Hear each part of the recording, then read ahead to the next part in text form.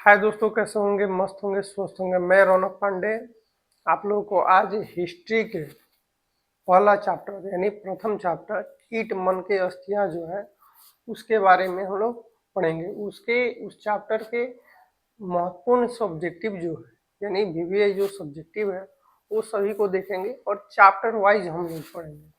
तब तक के लिए इससे पहले आप लोग हमारे चैनल बीटीसी स्मार्ट क्लासेस को एक बार सब्सक्राइब जरूर कीजिए और लाइक शेयर करना नहीं भूलिएगा। तो चलिए हम लोग शुरू करते हैं।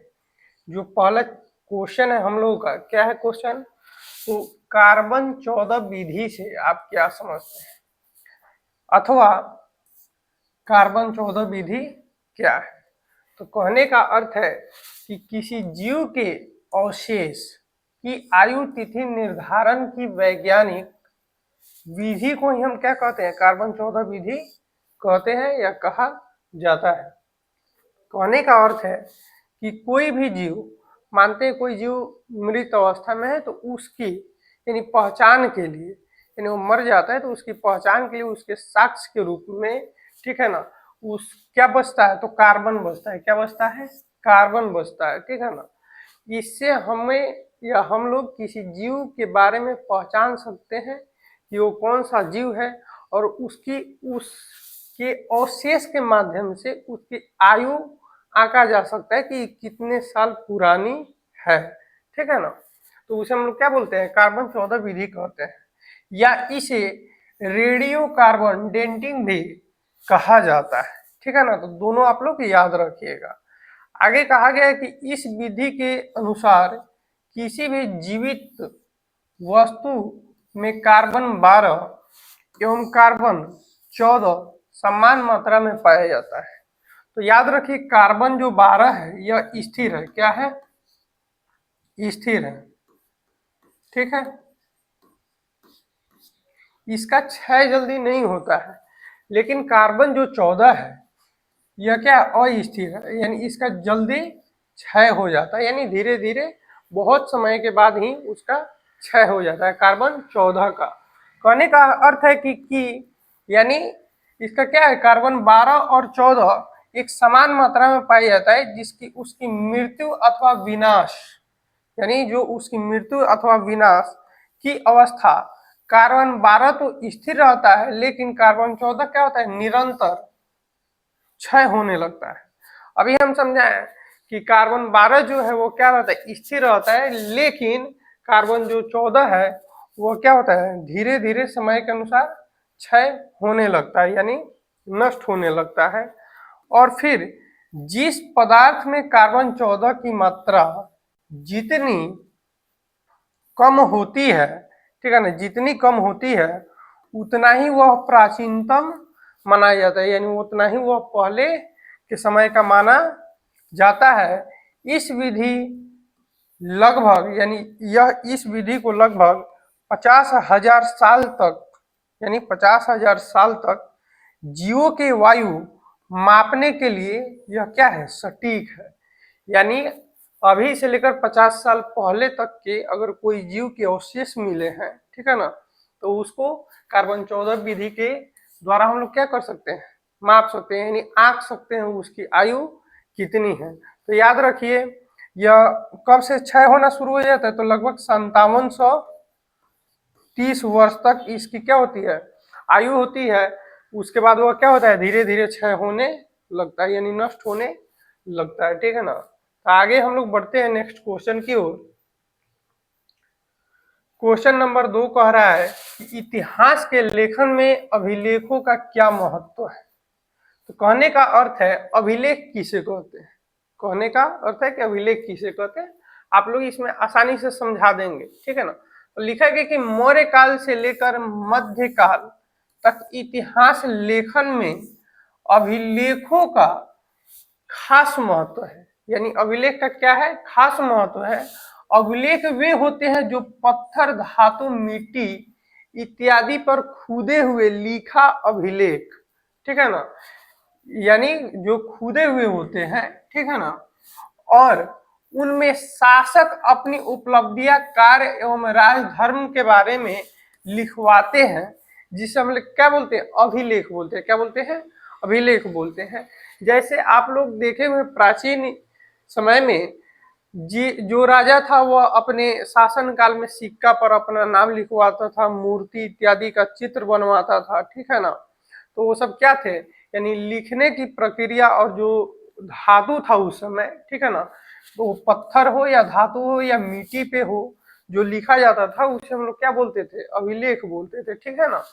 तो आगे बोल रहे हैं कि लिखवाते थे, जैसे मौर्य शासक अशोक ने भारत में कई हिस्सों में स्तंभ और विशाल शिलाओं पर अभिलेख खुदवाए हैं। स्तंभ आप लोग अशोक स्तंभ देखे होंगे, उस पर विभिन्न प्रकार के यानी विभिन्न विभिन्न चित्र उस पे बनाए गए हैं, ठीक है ना।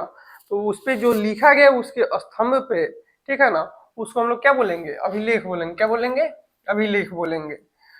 तो खुदवाए हैं। इन अभिलेखों से हमें अशोक के धर्म, मानवता, सेवा, विचार और उनके धर्म प्रचार के तरीकों के बारे में हमें क्या मिलती है, तो जानकारी मिलती है। अशोक के इन्हीं अभिलेखों के आधार पर, यानी अशोक के इसी अभिलेख के आधार पर, इसी अभिलेख के द्वारा इतिहासकार, ठीक है ना, D.R. भंडारकर ने उनका इतिहास लिखने का प्रयत्न किया या कोशिश किया।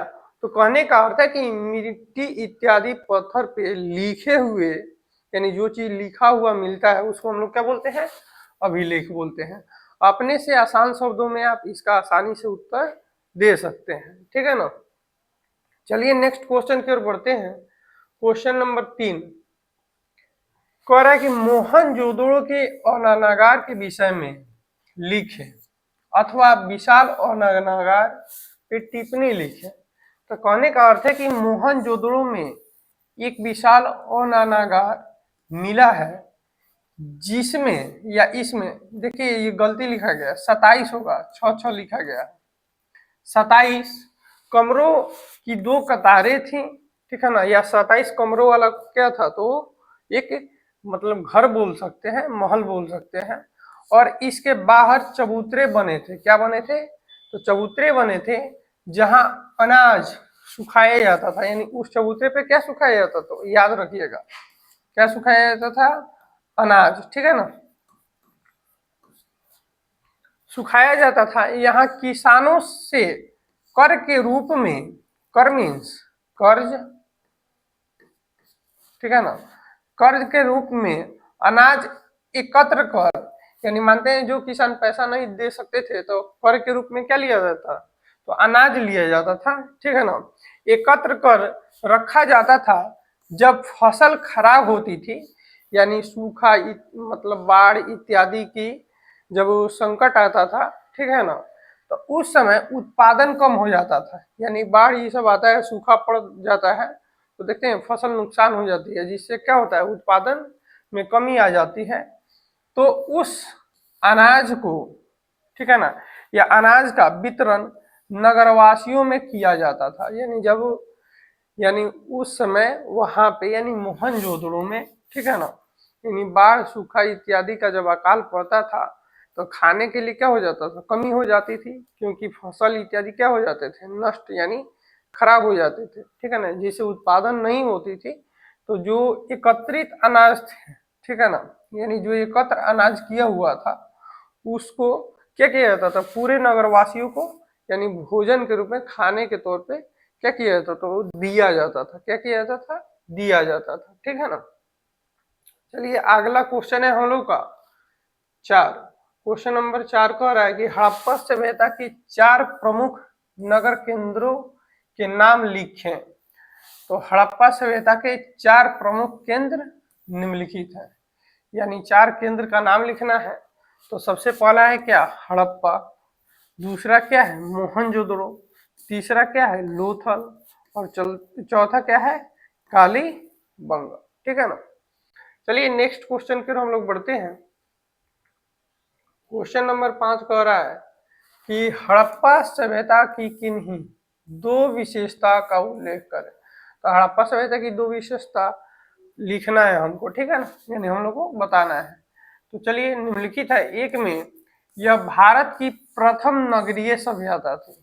पूछा जाएगा कि भारत की सबसे पहला नगरीय सभ्यता कौन है, तो आप कह सकते हैं हड़प्पा सभ्यता, ठीक है ना।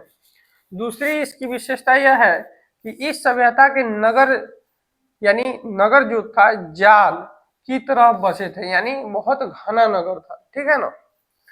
इसमें सड़क एक दूसरे को क्या करती थी, तो सीधा काटती थी और पूरे नगर नालियों का एक जाल सा बिछा हुआ था। सीधा या समकोण कह सकते हैं, एक दूसरे को क्या, तो समकोण काटते थे, ठीक है ना। तो यही दो इसकी विशेषता है। चलिए हम लोग आगे नेक्स्ट क्वेश्चन की ओर बढ़ते हैं। क्वेश्चन नंबर 6 क्या कह रहा है, कह रहा है कि लोथल कहाँ है, इतिहास के अध्ययन में इसका क्या स्थान है, ठीक है ना। तो लोथल कहाँ है जी, गुजरात में, याद रखिएगा। तो लोथल गुजरात में स्थित है। यह हड़प्पा सभ्यता का स्थल है। कहाँ है, तो हड़प्पा सभ्यता का वो क्या है, स्थल है।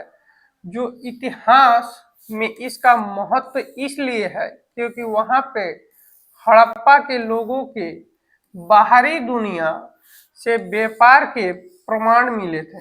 यानी हड़प्पा सभ्यता के जो लोग थे, ठीक है ना, वो किस लिए थे, तो व्यापार अधिक करते थे।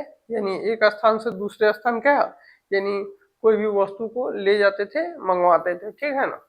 तो क्या करते थे, तो व्यापार थे, यानी व्यापार करते थे।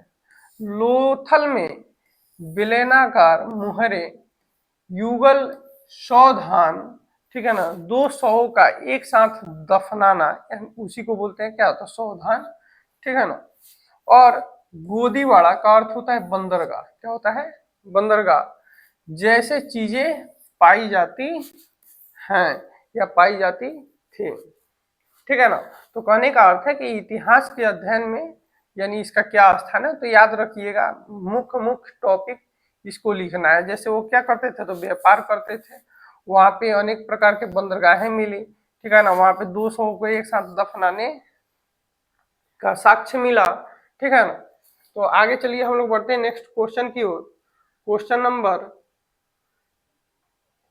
7 कह रहा है कि हड़प्पा सभ्यता की जल निकासी प्रणाली का वर्णन करें, या हड़प्पा सभ्यता की जल निकासी प्रणाली की दो विशेषता को लिखें। तो ये शॉर्ट क्वेश्चन है। चलिए, लिखा गया कि हड़प्पा सभ्यता की जल निकासी प्रणाली बहुत ही अच्छी तरह से या सुनियोजित ढंग से की गई थी, या योजनाबद्ध तरीके से की गई थी, ठीक है ना।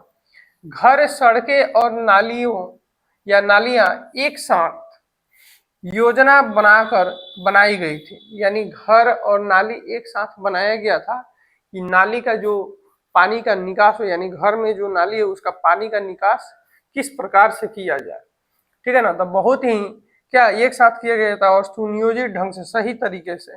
जैसे सड़कें सीधी एक दूसरे को समकोण काटती थी, वहां पे छूट गया है, ठीक वैसे ही नालियां भी एक दूसरे को समकोण काटती थी, ठीक है ना।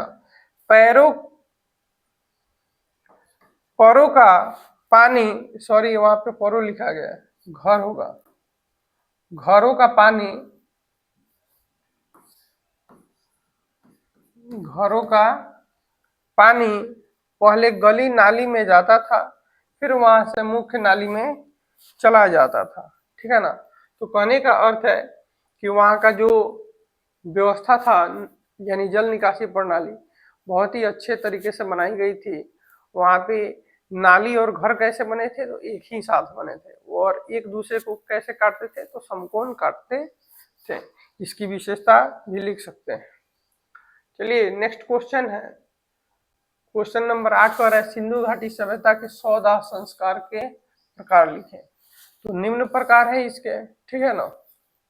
एक में है हड़प्पा के कब्रिस्तान, यानी जैसे CR37 यानी समाधि 37 में 100 को उत्तर दक्षिण दिशा के रूप में रखकर लिटाया जाता था, यानी सुला दिया जाता था। 2 में है कुछ जगहों पर 100 को जलाकर उसकी राख घड़ों में रख के दफना दिया जाता था। 3 नंबर है लोथल में लोथल में पत्नी पत्नी को एक साथ दफनाने की साक्ष्य मिला है। चलिए आज के लिए इतना ही, फिर नेक्स्ट वीडियो में हम लोग मिलते हैं, तब तक के लिए धन्यवाद।